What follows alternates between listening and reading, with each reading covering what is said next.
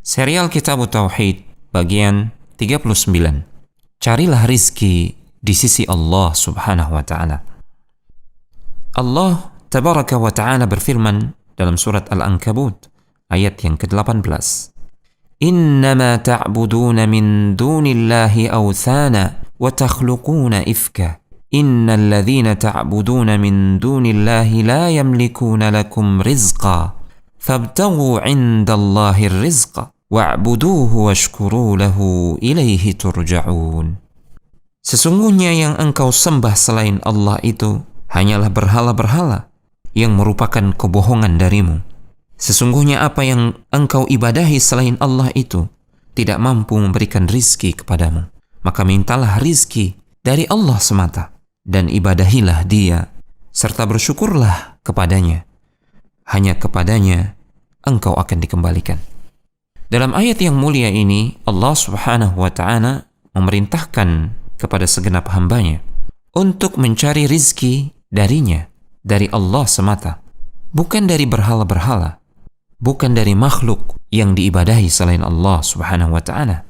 Allah Subhanahu wa ta'ala dalam ayat ini juga memerintahkan untuk mengesakannya dalam ibadah, untuk mengakui nikmat-nikmat serta anugerah yang bersumber darinya yang Allah karuniakan kepada hamba-hambanya.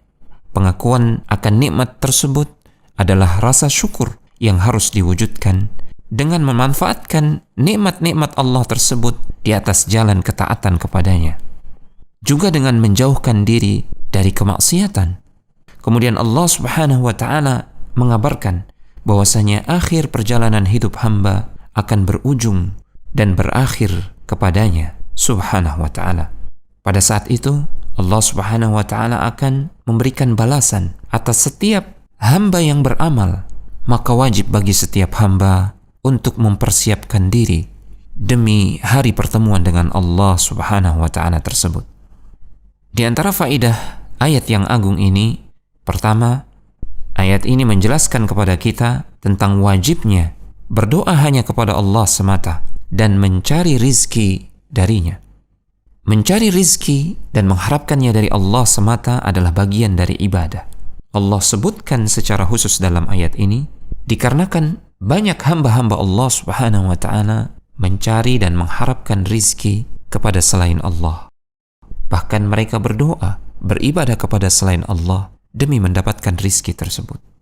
Kedua, ayat ini menegaskan wajibnya mengesahkan Allah Subhanahu wa ta'ala pada setiap jenis ibadah, bukan hanya ketika mencari rizki semata, namun dikala suka maupun duka, dikala senang maupun susah, seorang hamba tetap wajib mempersembahkan segenap ibadahnya dengan tulus dan ikhlas hanya kepada Allah Subhanahu wa ta'ala dan hanya mengharapkan balasan darinya semata.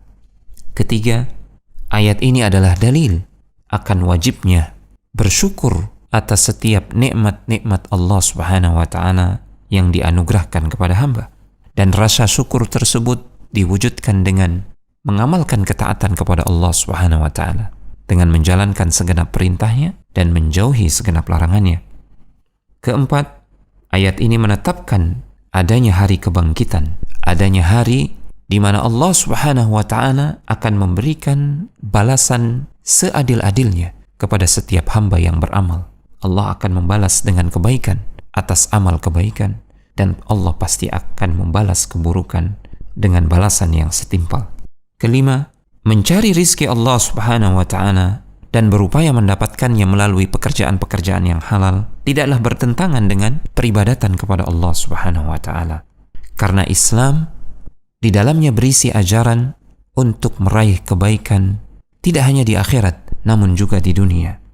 Dan jika upaya mencari rizki tersebut diniatkan karena Allah Subhanahu wa ta'ala demi menopang ketaatan kepadanya, maka setiap upaya dan usaha mencari rizki tersebut selama dilakukan di atas jalan yang halal, dia akan bernilai ibadah di sisi Allah Subhanahu wa ta'ala.